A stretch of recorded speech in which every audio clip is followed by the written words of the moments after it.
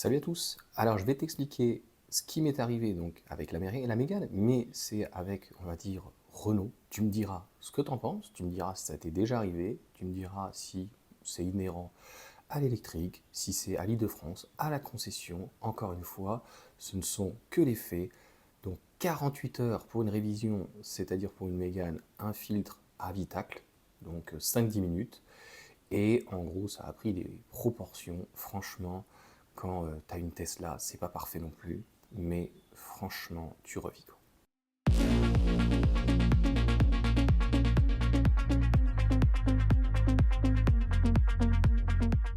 Donc il y aura trois parties. La première, donc l'intro, là le résumé, et la dernière partie où je pensais, lorsque j'ai fait ma vidéo donc dans la Twingo, que c'était fini, que j'allais pas avoir encore de mauvaises surprises. Mais non, ça s'arrête pas là. Donc je vais tout te remettre dans le contexte. Je prends le rendez-vous donc pour la Mégane de la révision. LOL, je t'ai fait un short dessus. Donc 8h30 tu la déposes et Inch'Allah tu la récupères voilà, un jour. Donc en gros, on devait me prévenir par SMS pour venir la chercher. C'est un truc automatique, tu vois ce que je veux dire, qui n'est jamais arrivé. On m'appelle finalement à 17h pour me dire ah ben on va vous la garder parce que finalement il y a une. Rien que d'y penser, ça m'énerve. Il y a les coques de rétro, en fait, il faut les modifier. Oui, parce que je les avais prévenus lors de la révision, ben, faites les coques en même temps. Vous voyez que la carrosserie, parce que c'est très compliqué pour Renault, parce que Renault, en fait, il y a trois parties pratiquement dans le SAV. Il y a la partie donc réparation, la partie atelier mécanique, il y a la partie minute. Moi, j'étais dans la partie minute. LOL. Donc, la partie minute, normalement, qui est la partie réellement minute, mais Peugeot, c'est pareil, il fonctionne comme ça. Tu déposes le matin et tu récupères, tu sais pas quand, le véhicule. Je tiens à dire, par exemple, mon beau-père donc, qui passe là chez Toyota, tu déposes le véhicule, tu attends une demi-heure, trois quarts d'heure de la révision, c'est le temps que ça prend. Donc le rendez-vous est fixe, comme chez le médecin par exemple, s'il est à l'heure, et après tu récupères donc ta voiture, ça évite de perdre ton temps, d'aller déposer la voiture, trouver une solution pour revenir ou quoi que ce soit, et aller la rechercher, etc. etc. Enfin, c'est un merdier pas possible. Donc, comme je te dis, trois parties, l'atelier, atelier minute et la carrosserie. Donc ils étaient censés se mettre d'accord. Je l'ai répété au moins 10 fois parce que je savais qu'ils n'allaient pas le faire. Pourtant j'ai eu la carrosserie, il me dit ouais, il n'y a pas de problème, le 6, etc. Machin. Donc au final, toute la journée la voiture restait stationnée pour rien faire. En plus, le parking il est plein, donc tu prends un risque à tout moment qu'on t'abîme la carrosserie alors que le véhicule est neuf. Enfin, je suis désolé quoi, à un moment donné. Et puis des gens qui sont pas forcément toujours précautionneux ou des gens voilà qui voilà n'ont pas forcément conscience de ce que ça peut coûter. Et puis en plus c'est un leasing. Donc si je reprends le véhicule, que je redonne le véhicule au bout de 3 ans et qu'il est abîmé, j'ai pas envie de payer quelque chose ou quoi que ce soit. Donc voilà, 17h, on arrive. Ah bah finalement, on doit vous la garder. Sachant qu'ils me prêtent en plus, c'est compris dans mon forfait, dans une merguez, une Twingo et qui n'est pas électrique. À un moment donné, Renault, il faut savoir un petit peu ce qu'ils veulent. Est-ce qu'ils veulent, oui mon bébé, est-ce qu'ils veulent faire des voitures électriques ou bah, ils proposent en fait une Twingo, 3 cylindres, il n'y a rien qui va, une 4 places, j'ai une 5 places. Alors moi à un moment donné, je leur dis ce que je pense, mais ils me disent, oui mais bon, c'est marqué dans votre contrat? Ben, j'en sais rien. Au moment où je fais le prêt de véhicule, ben non, j'ai pas de carte de la DIAC. Est-ce que tu as une carte de la DIAC, toi, qui te dit, voilà, parce que pareil, on me dit, mais attendez, monsieur, je vous prête pas de voiture, ou il faut payer, parce que le matin, donc à 8h30, vous n'avez pas de contrat. Ben, je dis, cherchez-le, c'est quand même vous, Renault. C'est quoi ce truc de dingue? Je dis, en fait, oui, mais il me l'a pas marqué. Oui, mais c'est pas mon problème à un moment donné. Enfin, vous êtes des fous, quoi. Franchement, vous êtes des fous. Donc au final, ça, moi, j'avais toutes mes affaires donc, dans la voiture, notamment la carte handicapée, etc. Donc, de mon fils. Donc, au final, je dois me démerder pour aller sur une zone en plus bleue où j'ai pas de truc bleu, enfin un truc de fou. Et donc, pour finir, bah, le lendemain, j'angoisse. Je me dis, bah, je vais prendre le modèle Y le matin. Et on en est donc à cette vidéo que je t'explique donc les tenants des aboutissants. Sauf que c'est pas fini. J'arrive le soir donc à 16h. Parce que le midi, en gros, ils me disent oh, bah, je suis pas sûr qu'on aura fini la voiture ou quoi. Je dis bah, écoutez, je viens la récupérer maintenant, en fait, vous me saoulez. Je lui dis en fait, c'est n'importe quoi, je sais très bien ce qui s'est passé. Vous êtes pas, en fait, vous n'avez pas trouvé un créneau pour la carrosserie, vous êtes en train de monter un char pour m'expliquer que, en gros, voilà, il faut attendre une journée de plus, quoi. Je dis à un moment donné, il fallait me passer dans ces cas-là une équivalence. Donc, ou une boîte auto, ou un truc en fait qui soit confortable, quoi. Franchement, j'étais quand même content de récupérer la Mégane, enfin, en termes de Franchement, le confort, etc., c'est quand même beaucoup mieux, quoi. Bref, 17h, 16h, donc j'arrive. Pareil, rebelote, faut patienter et tout. Le gars me trouve pas la voiture, déjà au départ. Il me donne une autre clé. Et là, il me donne la facture. 152 euros, 159 euros. Bah, je dis là, vous vous foutez de ma gueule. Je dis attendez, j'ai payé en fait le contrat dedans. Alors bon, si on veut rentrer dans le détail, c'est 1 euro. Mais j'ai bien vu que c'était 29 euros et j'ai payé 29 euros. Donc je paye 360 euros en fait pour et avoir donc un entretien et avoir le prêt du véhicule. J'ai dit là, c'est bon quoi. Surtout qu'en plus vous l'avez gardé une journée de plus, c'est pas justifié parce qu'en gros vous n'avez pas de place dans la carrosserie. Il m'a fait.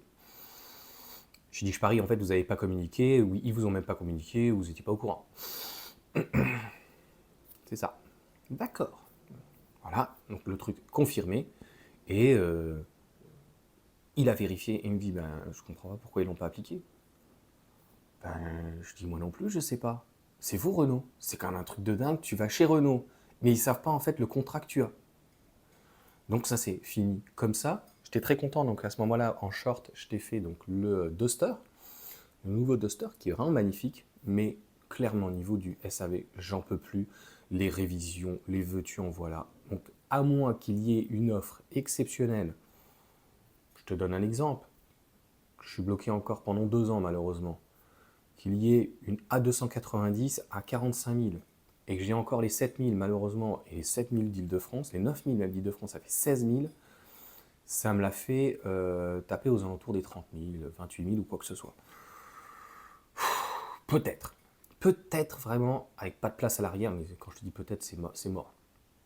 Je pense que honnêtement, c'est ma dernière française. C'est voilà, mes dernières Peugeot, mes dernières Renault, parce que clairement, c'est du foutage de gueule. 48 heures pour poser 2 coques, où il y en a pour 10 minutes, où au final la coque, pareil, je t'ai pas fait encore le short, donc en gros elle est plus bombée, mais elle est un petit peu machin. J'en ne supporte plus les gens qui me font perdre du temps. Si c'est pour perdre du temps, je préfère me reposer. Tu me fais perdre mon temps, et 2 jours pratiquement pour rien. Pareil, j'oublie là, il me dit à 16h, vous avez reçu les SMS quand je réceptionne la voiture 2 jours après?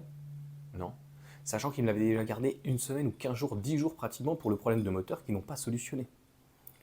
Donc on me dit, vous inquiétez pas, il y a quand même des garanties, on est Renault France, etc. machin. Mais franchement, je, là, ça, je suis vacciné. Voilà, je suis vacciné. Voilà, 2 ans encore. J'espère que la reprise, ça se passera bien ou quoi que ce soit. Si voilà, je dois attendre 2 ans. J'étais très content de la récupérer. C'est quand même une super bagnole. Elle est très agréable. On fera un bilan, je pense, peut-être dans la semaine tranquille sur le véhicule, avec pour moi ses qualités et ses défauts par rapport donc à son prix. Mais il n'y a pas d'hypocrisie. Si le bonus doit s'arrêter, ne serait-ce qu'une techno, c'est 38 000, ou 42 donc une iconique, sans compter les frais de mise en route, etc. Et aujourd'hui, une Model 3, c'est 40 000 euros. Donc à un moment donné, si je ne te prends pas le comparatif d'une R5, je suis désolé, entre une Megane E-Tech avec des batteries poche, donc pareil, je te referai un bilan sur la batterie, elle est à... il m'a dit qu'elle était à 98, donc là elle doit peut-être même à 97, donc elle a perdu 2-3%, ce qui est quand même énorme, et sur des OE, ils ont déjà changé beaucoup de packs. Des packs qui sont descendus en dessous donc, de la garantie, 70%. Donc a priori, ça a l'air d'être coutumier. Donc les batteries poche, on sait que c'est pas fait pour des voitures en fait. C'est fait pour des téléphones. Et en fait, la ventilation n'est pas bonne. La gestion avec donc ces types de batteries n'est pas bonne non plus derrière. Et c'est pour ça qu'on a, au-delà du BMS, au-delà de tout, on n'a pas une bonne config. C'est pareil pour le moteur, où on m'a confirmé, je t'en parlerai dans le bilan, 10 000 euros, plus de 10 000 euros. Quand je leur dis que chez Tesla, c'est 3 000 et que ça prend la journée, ils sont là, ils sont KO. Ils sont KO de où? Donc très concrètement, très mauvaise expérience, SAV nul. C'est pas compliqué d'avoir en fait un truc avec ton téléphone, tu prends les 2 rendez-vous que j'avais en même temps, emballé, c'est pesé, et on n'en parle plus. J'ai eu d'ailleurs à ce moment-là Nabil hier, et qui m'a dit j'avais un problème de valve. Normalement, c'est quand ils ont monté les pneus, ils m'ont cassé a priori, abîmé les valves. Enfin, il n'y en avait qu'une, mais finalement, il y en avait 2. Tesla il arrive au rendez-vous, lui ont pris tout de suite, en une demi-heure, trois quarts d'heure, c'était plié, et ils lui ont pas fait payer. Encore une fois, c'est pas parfait, Tesla. Hein, je ne suis pas... mais il n'y a pas d'hypocrisie, tu comprends? Le prix que tu payes un modèle 3 blanc, puisque le noir et toutes les autres couleurs aujourd'hui sont payantes, c'est 40 000 €, sauf si tu as une remise ou qu'il y a des offres ou un leasing intéressant ou quoi, c'est le prix avec tout. Et ça, les gens, en fait, ont du mal à comprendre. Renault, comme les autres, hein, Peugeot ou autres, ils vont te remettre une tartine. Peugeot, mon père, pour le 3008, c'était 1 000 € de frais de mise en service, tu as encore la carte grise, etc. Enfin, c'est clairement abusif. Donc, voilà pour cette vidéo. Et je te laisse sur ce moment franchement lunaire. Allez, sur ce, ciao, et c'est parti pour la deuxième partie. Alors j'en profite un petit moment. On est dans la voiture, dans la merguez, c'est comme ça que je l'ai appelé. Parce que bizarrement, je sais pas, en termes de comportement routier, je trouve que l'électrique lui va tellement bien, cette Twingo, que j'ai l'impression que même le châssis est moins bien. Et c'est surtout que, voilà quoi, le 3 cylindres et puis l'embrayage, enfin bref, j'ai mal au dos. Je suis très mal installé dans ce véhicule. C'est... Je sais même plus, ça vaut 15-20 000 € ce type de choses. Une merguez, je te dis. Où il faut aller faire le plein, etc. machin. Où la vitre ne fonctionne pas, les trucs machin. Enfin, c'est vraiment très très compliqué. Et on en vient au fait, donc, 48 heures donc, pour faire une révision. Franchement, c'est juste en fait insupportable, quoi.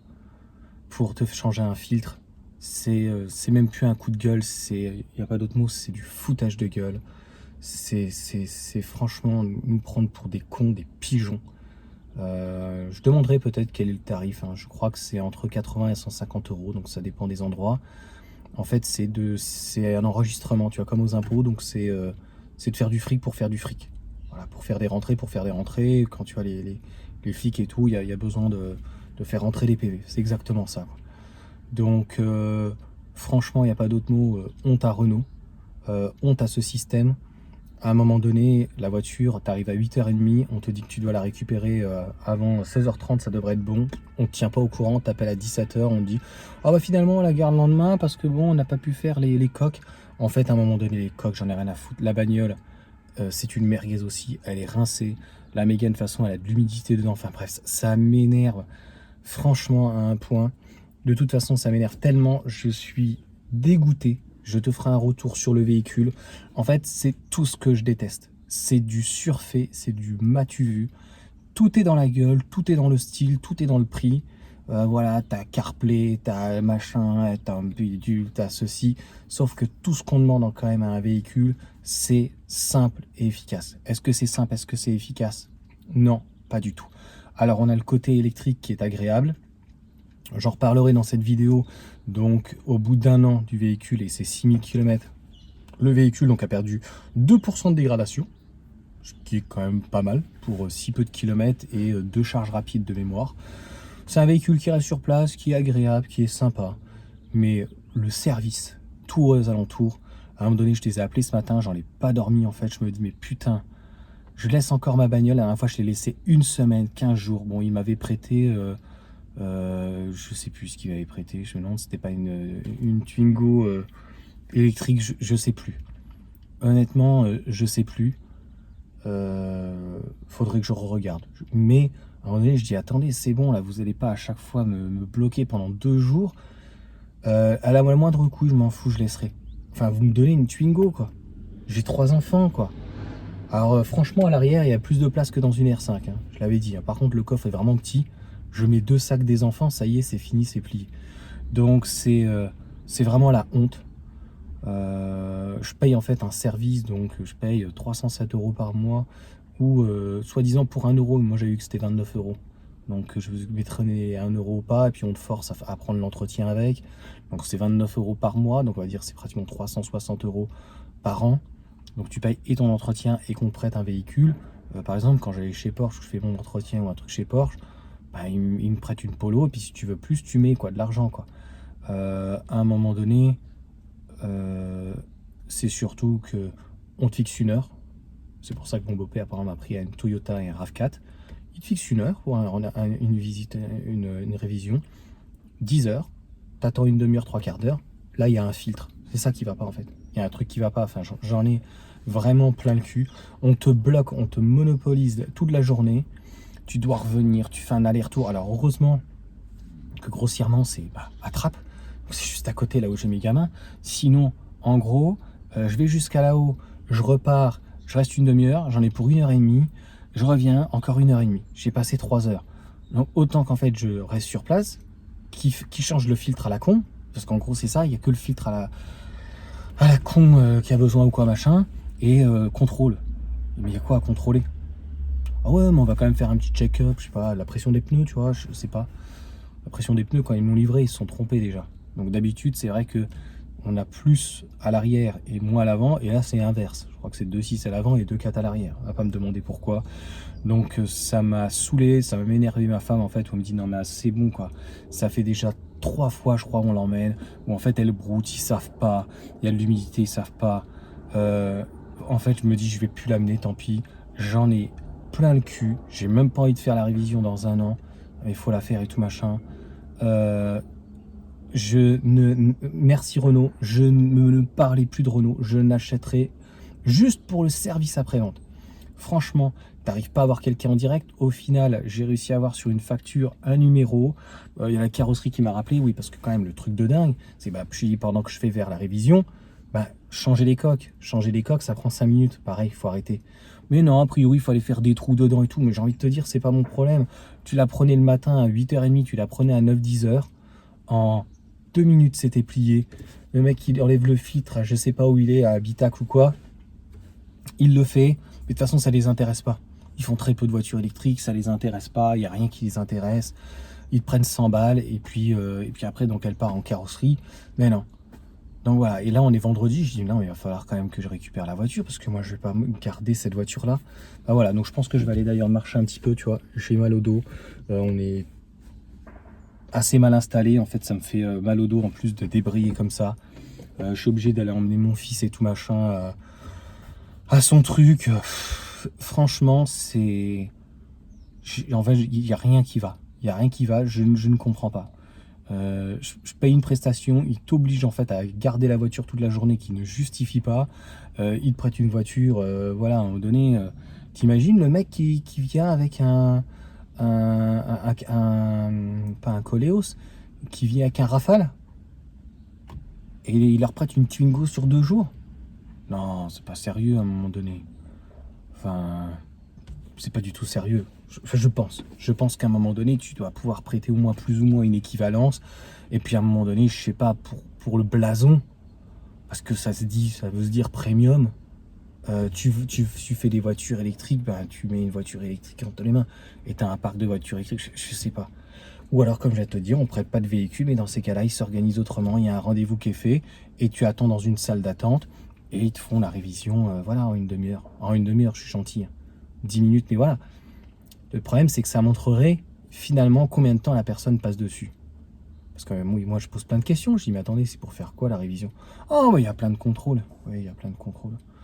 Donc, non, chez Tesla, je suis désolé là-dessus. C'est pas parfait non plus, mais il n'y a pas d'hypocrisie, il n'y a pas de révision, pas de contrôle. Et si tu ne fais pas d'ailleurs de révision quoi, on t'oblige en rien, la garantie fonctionne et il n'y a absolument aucun problème. Tu as ta garantie des 4 ans.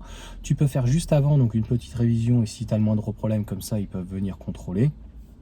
Et le véhicule, à un moment donné, stop, il est neuf.